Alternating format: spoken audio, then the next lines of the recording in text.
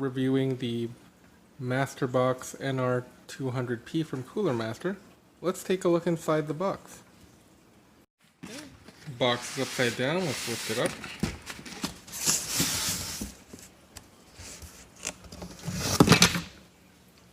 Okay. This is the tempered glass side here, and this is the case. Here is the case fully unboxed. You can see the two USB ports on the front. On the back is a slot for a triple slot GPU. That's where your I/O shield would go. And it even gives you a vertical GPU mount. Let's take a look at what's inside. Okay, I have the machine or the case on its side. Now it actually just comes off, no tools required. And take a look at this. There's a box with all your accessories. But a lot of people don't mention this in the other reviews. If you look closely, there's a fine mesh.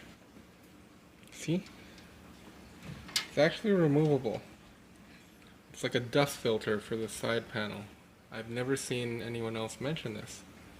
Hopefully that helps anyone looking to build one of these. Here's the other side panel removed. You can see there's also another mesh filter on this side too. Front panel comes off pretty easily. You just pull.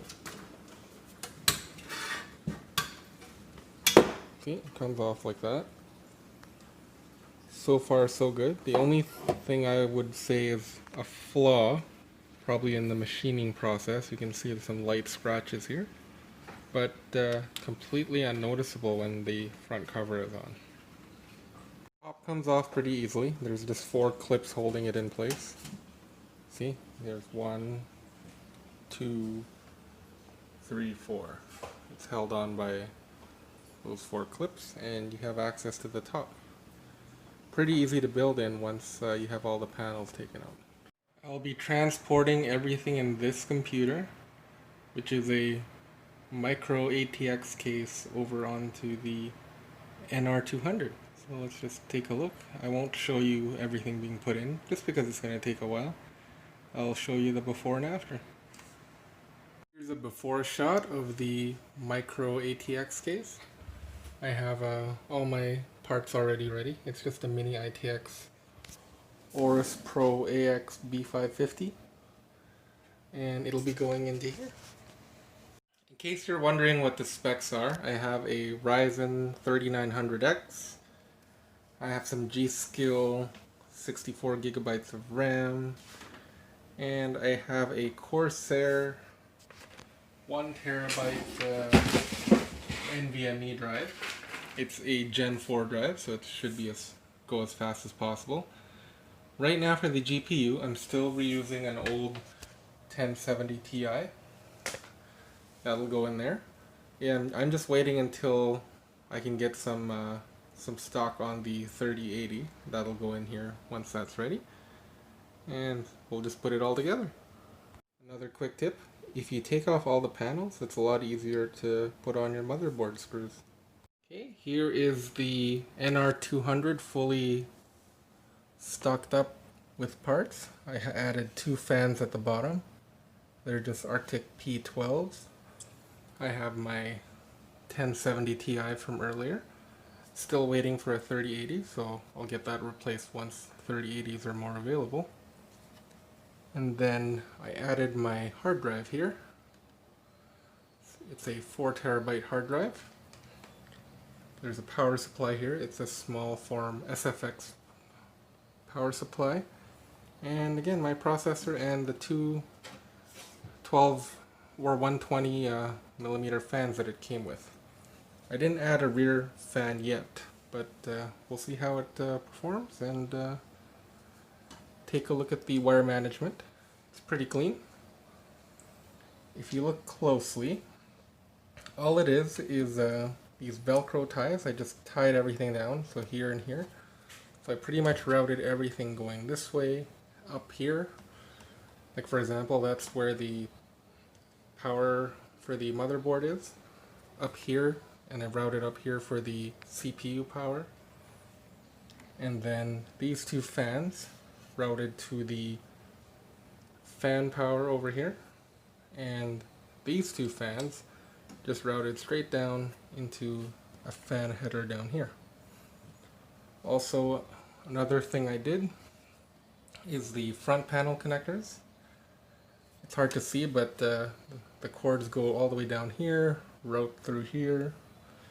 So, for example, the audio is here, USB is here, it's tucked away under all of this stuff, you can't even see it. And last but not least, the front panel's down here. And that should be it. If you have any questions about how I did everything, just leave a comment and I'll do my best to answer your questions. Shot of the back of the unit. As you can see, it's all neatly tucked away. I just put some twist ties here for the fans, and it's just a cable going straight up. And here's the CPU cable. And see, this is what I was talking about. It's these Velcro straps. They're holding everything up so that the graphics card is not being pushed down. And this is what it looks like fully built. If you look closely, this is the tempered glass edition. This is actually pretty much sold out everywhere. So if you're one of the lucky people who got a hold of one, congratulations. Now, a lot of people might be concerned. It is a very compact case. How are the thermals, especially since you're putting a pretty high-end 3900X? Well, here we have my CPU. It's showing 44 degrees, which is actually pretty good. What I had to do is I had to turn down the PBO boost so that it would get a pretty stable temperature. Without turning it off, it was actually hovering between 50 and 60. So turning it down or downclocking it a little helped. Okay, so you're probably wondering what's it like to build in this case. There's a lot of pros and cons involved. So for a pro, I would say there's lots of room in the case for a large GPU. So you can fit a triple slot GPU, and even really wide ones will fit in here too. So you could shove a 3090 in here with no problems. And with the fan options, you can shove up to 7 fans in here, and even an AIO on the side or the bottom of the case. The side of it actually has a side mounting tray that allows you to mount fans, AIOs, or even a hard drive on there. And speaking of hard drives, this is actually one of the reasons why I got this case.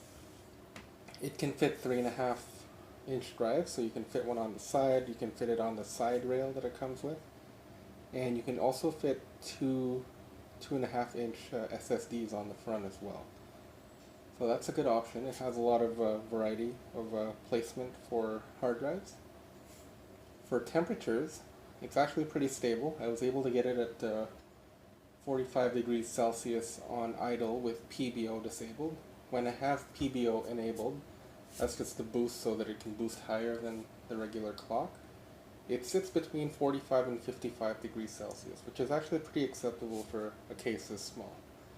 Now for cons, the wire management on this is pretty difficult. I'd say if you're not good with wire management, you'll probably have issues with this case. As I showed you earlier, there was a lot of Velcro that had to be tightened down, a lot of routing of cables that had to be strategically ran a certain way, otherwise it would just stick out and push down on the graphics card. And that's because the power supply is touching the GPU, all the wiring below it. So if they had mounted the power supply just a little higher, that might actually have helped with the GPU fitting better. The case could have also been a few millimeters taller. That would have helped fit micro ATX motherboards. I actually had a micro ATX motherboard I put in here, and if it was only 2 millimeters taller, it would have fit in there, and it didn't because of the clearances. Like I could see the screw hole almost lining up. If it had just been 1 or 2 millimeters lower, it would have actually mounted right on there. Also, with the width of the case, if it was, just a few millimeters wider, it would actually fit a lot more popular air coolers as well. Like Cooler Master, who makes this case, their own popular 212 Evo doesn't even fit with the glass side. It fits with the metal mesh side, but not with the glass side because the glass panel is a little thicker. And last but not least, here's a tip more so than a con. The case comes with a triple fan header, and if you only connect 2 fans, make sure one of them is connected to the brown header, because the brown header has a 4-pin header on it, while the other 2 black ones only have a 3-pin. So if you don't connect it to the brown pin, your PWM fans aren't going to show the fan speed in the motherboard. Now, do you think I would recommend this case or not, with all these pros and cons? I would definitely recommend this case. It's a lot smaller compared to my previous case. The thermals are actually better, and it looks a lot better too. It's very well constructed. Like most of it is made of aluminum, the top is made of plastic for the fans. The side panels are great too, they're nice and sturdy, and everything comes in and out without tools. And you can actually secure everything down if you wanted to with a screw. So if you can find one of these, definitely get your hands on it and use it for your mini ITX build. I hope this review helped someone out, and if you enjoyed this review, check out and subscribe to my channel for more content. I'll be regularly updating every Wednesday with a review from now on. Thanks for watching.